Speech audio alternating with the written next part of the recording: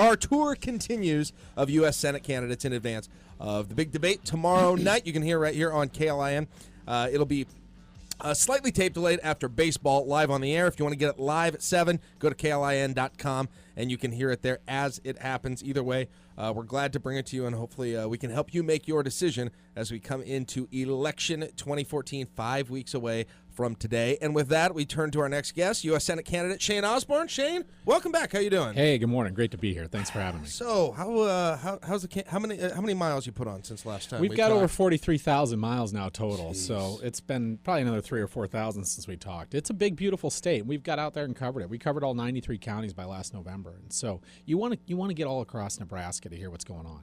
You know, I thought of another revenue stream for you. As much as you're traveling, you could paint interstate stripes as you go along. That's a great. Wow. That is not the worst idea I've heard a lot of bad ideas from you. That is not. No, but that's supposed to be my fallback? No, not necessarily. I'm just saying really it's non-traditional. I think that would be fund your campaign. I'm just saying, as long as you're out there. We got all those Senate and gubernatorial candidates driving all over the state. Just throw a little paint thing on the back of their bus or truck or RV or whatever it is. You know, Nebraskans, they respect the fact that you're out there putting a hard day's work in. You know, and that's what I've done from the beginning. We've been at this full time for over a year.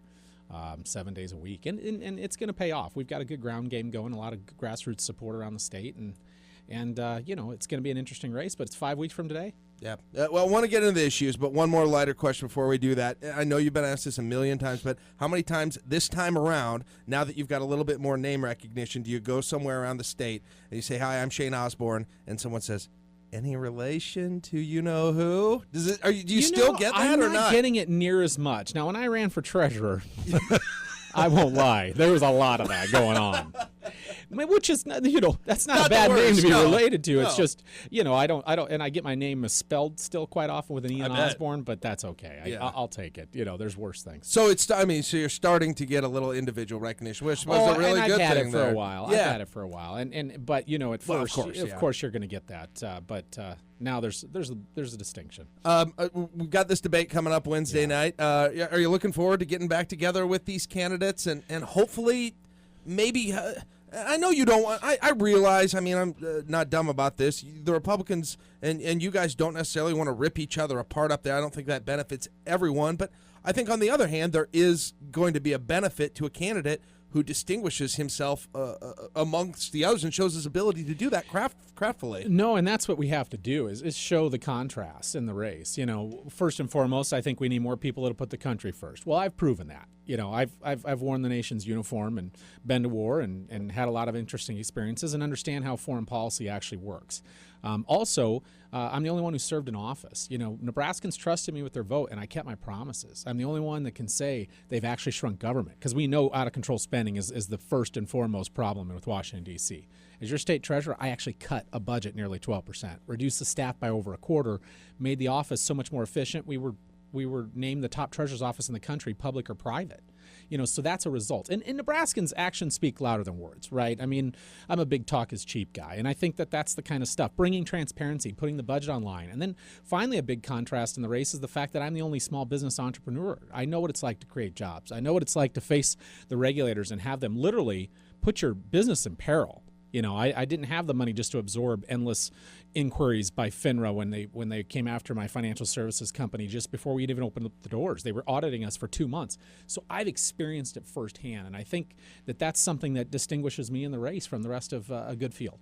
So I want to ask you something I asked Sid Dinsdale, who was just here. And by the way, we were kind of hoping for a fight in the lobby, but it didn't happen. I don't think that's going to happen. No, Sid's a nice guy. No, Sid's a great guy. But let me ask you the same thing that I asked him. You guys are all about the same place with Obamacare. Nobody likes it. Okay, but it's in place now. It's been implemented. 7.5 million people on the rolls. What do you do now? Isn't it going to be harder now that it's been implemented and the enrollment period's over with to take this thing apart? Listen, we didn't get into this problem easily. We won't get out of it easily. I think another distinction there is the fact that, you know, while everybody now is against Obamacare, back in 2009 before it was passed, I led the rallies around the state. Okay, there's something different there. I wasn't running for re-election as treasurer, but it was so important to me that I took time as a single dad to go around the state and speak at rallies saying the same thing I did today. I haven't changed. I haven't evolved on the issue, and I was out there speaking against it. So that's something that's distinctly different. The other thing is this thing is crumbling so fast, I think we have a chance to repeal and replace it. I think it's tough while President Obama's in office. I agree with that. But there are things we can do. Like, one, there's been a plan in place that Republicans been talking about, and we're very similar on what we'd like to replace it with. We just have to do a better job of sharing that free market principle with the average Nebraskan, with the average American, and realizing that this does work. Having competition, portability of your health care plans across state lines is important. High HSAs, high deductible plans, equal tax treatment. Why should a big business get better tax treatment than an individual or a small business owner? That's ridiculous. The portability across state lines will cause that free market competition that we're looking for. And then there's that 1%. See, we had a bad system before, and then we just made it worse. And it was really on the backs of saying there's people that are not insurable with pre-existing conditions. That's 1% of Americans. We can take care of that with block grants to the states and let the states handle that part. Because we do need to have health care access for everyone, and everyone currently does. It's just an inefficient system. So no matter what, the solution won't be inexpensive, but it's finding the best free market solutions that will bring competition and leave the decisions between the individual and their doctor and get the government out of the way. So what do you do with the 30 million that are uninsured or underinsured, like they were talking about, to get this bill started? Because that's the first question he wants to ask you is, what do you do about those 30 million people, who, by the way, who haven't signed up for this? And a lot of them haven't. The uninsured are as against it as the rest of America. So they're proven that you can't mandate this. And that's the worst part of this horrible bill, is this individual mandate. So I'm not an Obamacare guy, and I'm not a Romney care guy. That doesn't work. Saying that 20-year-olds are going to pay for 60-year-olds' health care is ridiculous. And that's a big government solution that's not going to work. And we've proven it over and over, but we keep repeating ourselves. And so you can't force somebody, I don't believe it's constitutional, I don't believe it's the right thing to do, to force somebody to take an insurance. Now, those that are at the poverty level or near it that need health care, can the government help there? Absolutely. But it shouldn't be forced upon somebody, and it shouldn't be, financed on the back of young 20-some-year-olds that aren't going to finance it. They'll simply pay the penalty and walk away. Mm-hmm. Shane Osborn, our guest on Jack and Dave in the Morning. I want to move on to some other things in the news right now.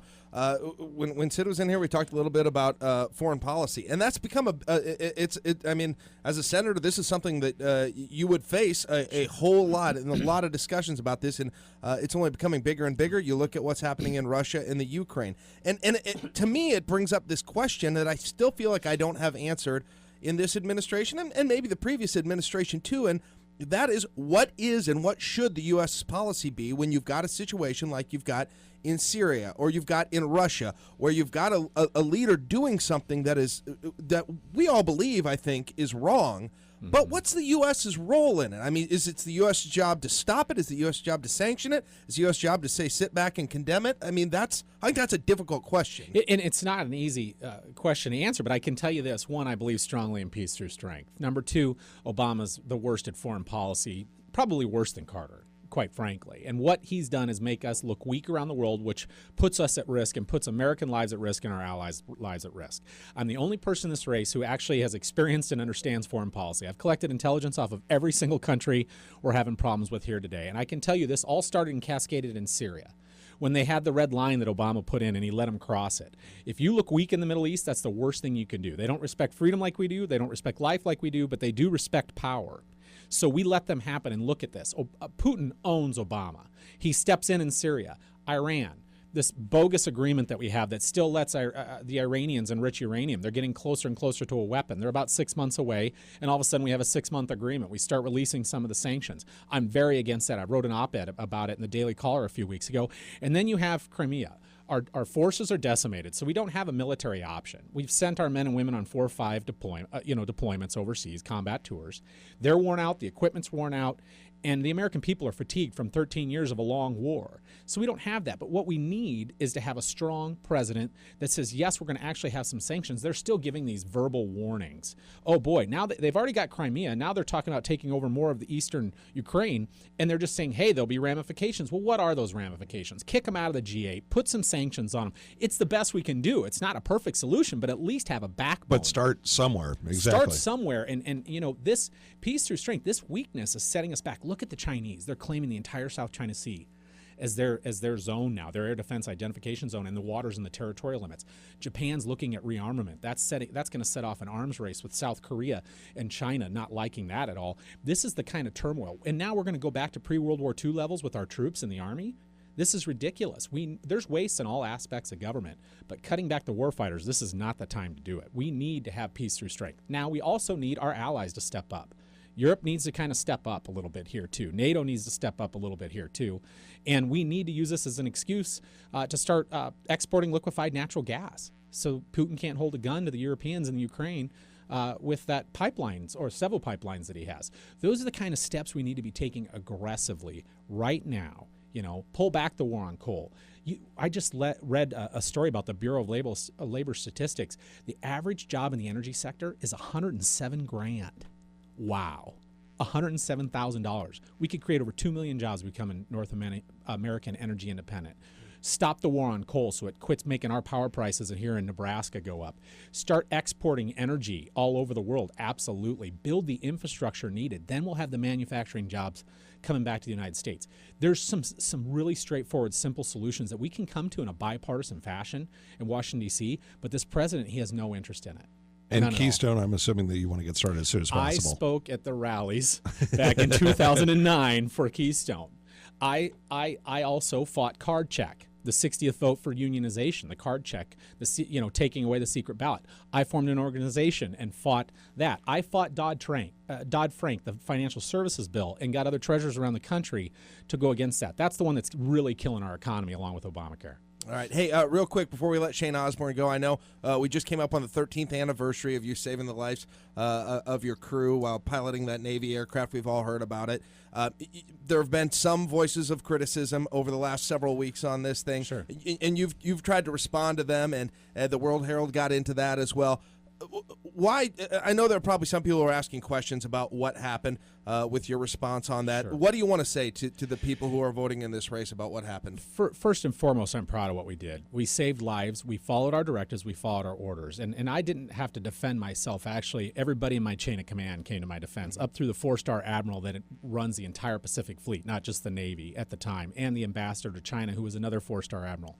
They made it very clear that I followed the directives. And, it's unfortunate. I thought we were past trying to criticize people for their military service. And, one of my opponents seems to be floating this story and has been pushing for it for a long time. And I think Nebraskans see through it. I think Nebraskans are past that. I'm proud of my service, but I want to talk about what I did as a treasurer, cutting budgets, what I've done as a businessman, creating jobs. That's how we're going to move this country forward. So while I'm proud of my service, I'm ready to move on. All right, Shane Osborn, we got to go. Got the debate. We'll see you there tomorrow night, all right? All right, we'll see you. Thank you very much for having me again. All right, you can hear it on KLIN, after baseball, KLIN.com, right away live at 7. Jack and Dave in the morning. Take a break after this on 1400 AM, 94.5 FM, KLIN.